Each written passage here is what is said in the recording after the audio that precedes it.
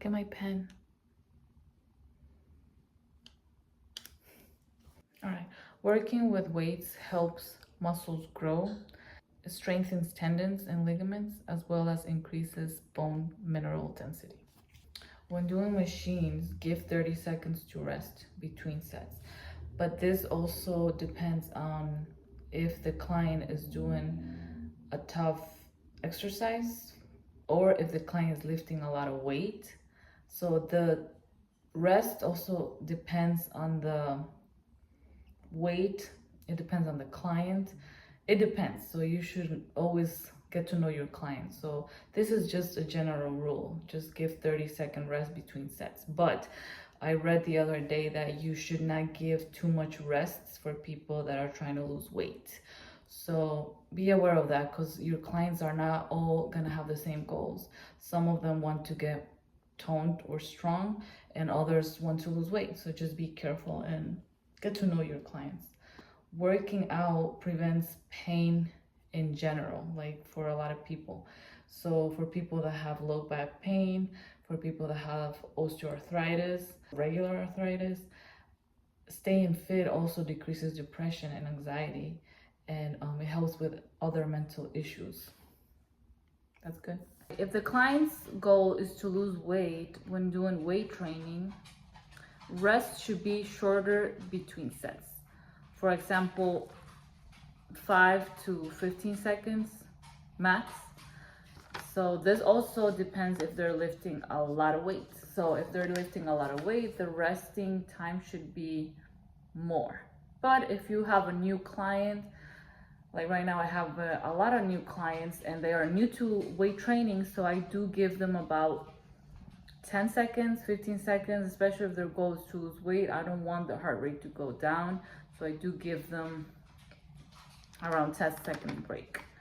All right, without strength training, muscles become smaller and weaker. The breathing while lifting weight is to inhale while lowering and exhale while lifting.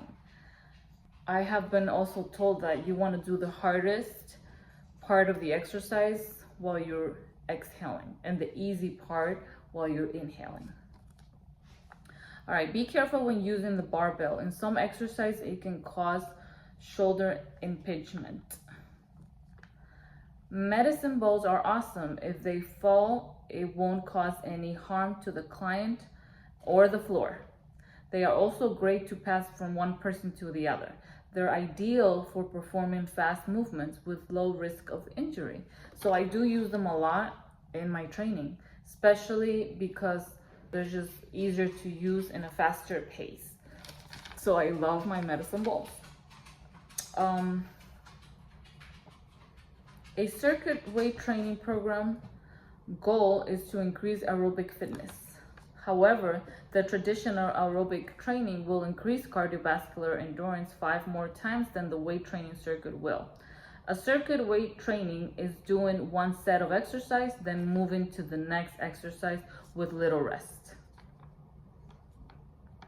People with cardiovascular disease, hypertension, and diabetes should be careful in a yoga class with poses that are inverted where the head is below the heart, like a downward dog or forward fold.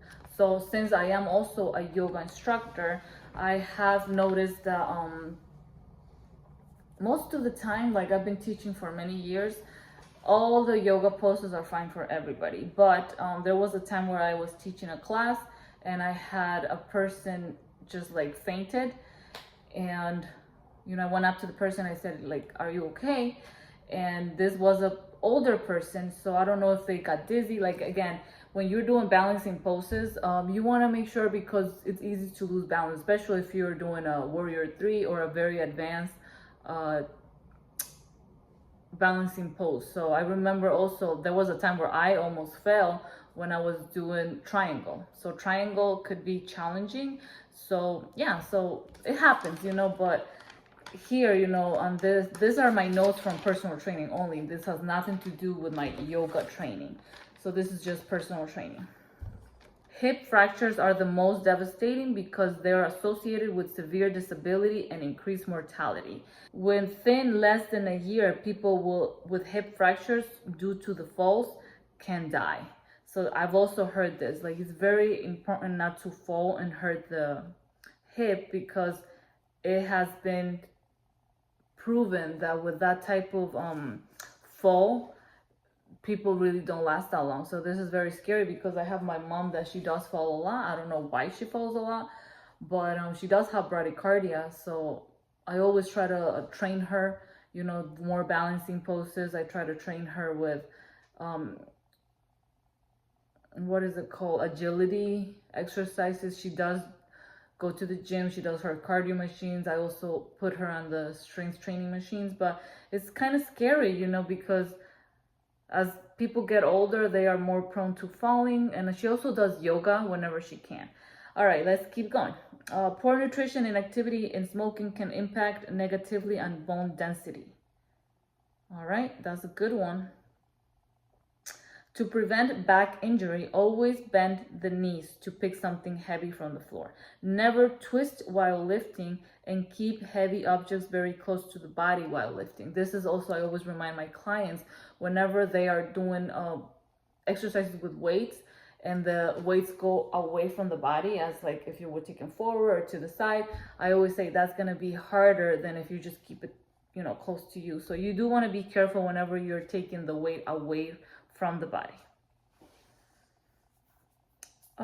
The last one will be, if a client has low back pain, recommend them to walk and to do stationary bike, but avoid prolonged sitting while cycling. So I've noticed that I do see that a lot whenever you have a client that has back pain. Be careful with weight training. And also I have heard that it's better for the client to do more things. Don't just lay in bed, you know, make sure that you're walking, that you're staying active. And also remember that if you have problems in the back, you can always strengthen your core. So a healthy core will automatically mean a healthy back, because the muscles there are like a corset, and you want to not just work your abs just to look good. You want to work your abs because you want to have a healthier lower back. And remember, there's a lot of problems with that. So we do get a lot of clients with knee problems, with low back problems, with shoulder problems. So we do see that a lot. In my yoga classes, I try to avoid anything that has to do with like putting a lot of pressure on the knees or the shoulders. So just be careful as a trainer. You want to avoid injury. Just get more knowledgeable about that. And the last thing it says, you know, with low back pain, variety of exercise is key. Do other fitness modalities as well. So you can do, I don't know, one day you can do yoga, another day you can do strength training, another day you can go for a run. Just do different things. Pilates will be great because it strengthens the core. And that's it for today. So if you do like this kind of videos where I tell you everything that I learned as a personal trainer, remember, I take notes from everywhere. When I was shadowing, I take notes whenever I'm reading my fitness books. I take notes whenever I reread my personal training books. So I had my certification with ACE, and they give us about 3 books, I think. So I do go back and read them again. I also go to the library and read. I watch a lot of videos on fitness. So this is just, you know, what I like doing, trying to help everybody that is not only a personal trainer, but if you also are into fitness, you can watch these videos and something good can come out of it. All right, so I wish you the best day. Let me know if you guys like these videos. I can make more videos about fitness. Not only, like I said, this is not only about personal trainer, this is about fitness in general. If you are active and if you enjoy learning more about other types of exercises and how to prevent injury, I can keep making this type of videos. And that's it for today. Have a wonderful day, everyone.